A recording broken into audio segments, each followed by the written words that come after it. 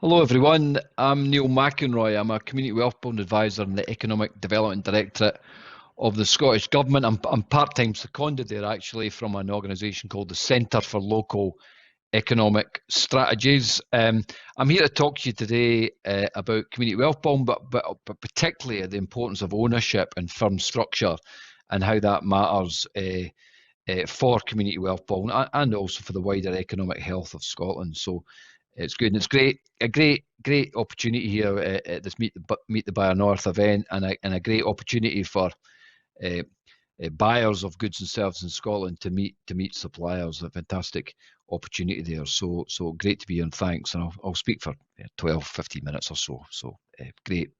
Just a wee bit about what actually community wealth building is, and where it fits into the economic landscape of Scotland, if you like. And it's quite clear, in terms of the future for Scotland, that all economies, there's an economic transition to new industrial and economic futures within ecological limits. And in that, I think it's fair to say that when we think about the economy, and it's interesting, the economy, I take inspiration of the economy from the Greek word oikonomos, which actually means keeper of the household. It means a very homey idea of the economy is where I take my inspiration from. But as we move forward with these huge crises and the transition we need to make, we know a few things, or at least we hint at where we should be going with our economy. The economy will be more distributed. The idea we've got the big, concentrations of employment, big industry in certain places. A bit of that, but I think it'll be more distributed across Scotland and across places in a much in more. I think that comes from the pandemic in terms of where we live and work. So it will be more distributed. I think it will relate more to place, planet, and communities. I think the climate emergency prompts this need, really, that we need to sort of shorten supply chains. We need to think more about our local services, our local goods and services that we purchase and consume a lot more. And in a sense, there's the provenance of some of our natural products, meat, fruit, vegetables, and the provenance of that, and how we're more interested in the provenance and health and safety aspects, all relate itself to thinking more about the spatial aspects of supply and how they relate to place. And of course, shortening supply chains, good for the planet. So our economy is shifting and changing. Now, what Community Wealth Building is response to that, and it's a break with the economic development past. And what it does is it puts an emphasis on ensuring all Scots have an active stake in producing and gaining from economic activity and wealth. It says this is not just a Scotland where you gain income, you gain benefit, economic benefit for being an employee, but much more when you're more of an active player within the economy as owners and an active producer of economic activity, and to a much greater extent. And traditionally, we've focused in Scotland and across the UK and elsewhere, of course, redistribution. This idea you get growth and then you redistribute the growth after you've achieved it, and you transfer payments, welfare payments and so forth, public services, redistribute the wealth. What Community Wealth Building is also about pre-distribution. It kind of thinks during and before we have the growth, how do we make sure that people have a stake in the economy? And you can see here how ownership matters, to actually own more in the economy is more pre-distributive. If you're just a person that ain't wages and you're earning growth to get the wages, yeah. So it's pre-distributive qualities within the economy that Community Wealth Building is interested in. And a more simple way of thinking about this is think about what wealth. I mean, wealth is the defining feature of all economies actually. Who has it? Where does it go? How do more people get their hands on it? It's the fundamental element of an economy, wealth. But think about wealth as like water in a hydrological system. So the flows of wealth. And think about those little rivulets and streams and burns and lochs and reservoirs and how it flows out into estuaries. Think about that as flows of wealth. And you're thinking, well, hold on here, how do we How do we make sure it flows through and nurtures our communities? How do the streams and burns directed of that wealth into our communities, into our streets, into people's pockets? So it's about this hydrology of wealth, if you like. You know, how do we make it flow in a more effective way? I mean, Scotland's a rich country. It's, I think, one of the top 20 richest countries in the world. But a lot of people don't get that wealth. It doesn't flow to them. So how do we make sure it flows better? And part of that is plugging the leaks. Where does the actual money flow to?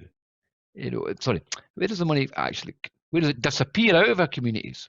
Distant shareholders, you know, perhaps. Big corporates, shareholders, yeah. Cayman Islands, tax evasion, yeah. I'm not saying, you know, there's things that mean that flows of wealth disappear out of a locality. So what community wealth building is trying to think about all this flows, the hydrology of wealth, and how to make sure that more Scots, more communities can capture it. Another way of thinking about this is plumbing. You know, think about the plumbing system. How do we create pipes, joins that make sure that it flows in the way we want it to? And so we've got these basins, bowls, baths, reservoirs being capture that wealth. So in a sense, community wealth is economic plumbing, rewiring the system, because actually the system is not very well wired for some of our communities. Wealth disappears. They've not got the reservoirs, they've not got the basins that captures the wealth. They're relying just as employees, sometimes insecure work and so forth. So it's economic plumbing, I think, is the key thing to think about in community wealth building. Now, one bit of this plumbing, in fact, is public expenditure. You know, that's a big flow of wealth, isn't it? A big flow of economic activity. In fact, probably about 30% of Scotland's whole economy is driven by the public sector expenditure. And you've got big reservoirs there that hold some wealth, haven't you? You know, hospitals, the councils, Police Scotland, colleges, they're big sources of wealth because they buy things. Yeah, they employ people. They own land and property assets. So they are a particular. So what are they doing with their flow? You know, what are they doing with their where the leaks in terms of what they're buying and what they're spending their money on? So it's important to think about these anchors in place as part of this process, and clearly they're the buyers. Yeah, they're the buyers. These buyers need to think about their wealth and their flows of wealth and who's benefiting it and what's leaking out. So in thinking about community wealth building, we've got these different pillars of wealth, fonts of wealth, taps of wealth, if you like, you know, and there's 5 of them that we focus on, and just touch upon them briefly. First, there's a financial faucet. This is the financial institutions, and thinking about how that architecture, how that flow works for communities. Scottish National Investment Bank, the big banks, pension funds, local finance initiatives, even Scottish Government investments, growth deals, and so how does that actually advance this flow of wealth to our communities? So finance is important. Second was workforce, clearly a big force of wealth. Wages, yeah, but are they decent wages? Living wage, yeah, so forth. So that's another font of wealth. This third one, spending. I've talked about it. Yeah, public spending, big one there. So that's the third flow. The fourth one is land and property. A lot of wealth is held in that land and property, isn't it? You know, who owns Scotland? What bits? You know, that fixed asset wealth, if you like. And then fifthly, there's wealth that's about ownership. You know, wealth that's held in different types of ownership. And of course, different types of ownership have different types of wealth held within them. So that's the 5 pillars of wealth, the fonts of wealth. And just digging into that inclusive ownership point I just mentioned, what this diagram on the left is telling us is there's different types of ownership models are more likely to accrue local wealth, make wealth sticky, plug the leaks, whereas some, there's more leaks in terms of that wealth. And so no leaks is generative, big leaks is extractive. because the wealth has been extracted out of the economy to someone else. Now, in this diagram, it tries to map that with different types of organizations. Now, if you're a large multinational listed corporation, you tend to be more extractive around your wealth because you serve your shareholders. You usually are quite peripatetic in your tax regime. So the wealth, a lot of the wealth is extracted out of a locality, a community, a nation, into shareholders and owners' pockets. Yeah, so it's extracted. Nothing wrong with it per se, but it's not that generative. Yeah, it's not community wealth building as such. It sort of more builds the individuals who own that particular listed corporation, i.e. the shareholders. And then you move to the other side, but it's more generative. These are types of businesses, types of organizations where the owners are, there's a set of owners who have a big stake in that entity and perhaps more local or community focused.